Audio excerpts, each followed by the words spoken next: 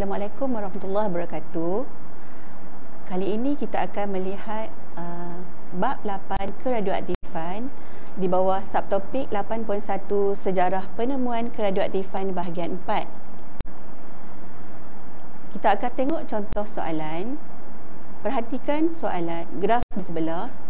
Graf keaktifan melawan masa bagi bahan radioaktif P adalah seperti yang ditunjukkan dalam rajah.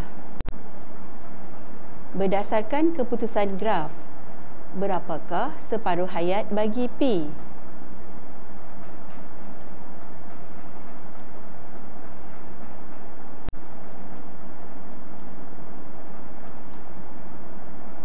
Penyelesaian.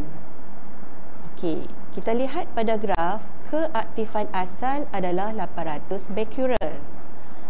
Bermaksud, keaktifan pada separuh hayat bersamaan dengan 1/2 darab 800 becquerel, maka kita akan dapat 400 becquerel.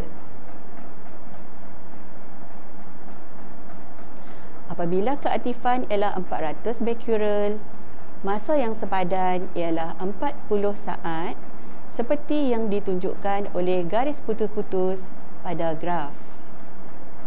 Maka jawapan untuk soalan ini, separuh hayat bagi P ialah 40 saat. Sekian, terima kasih.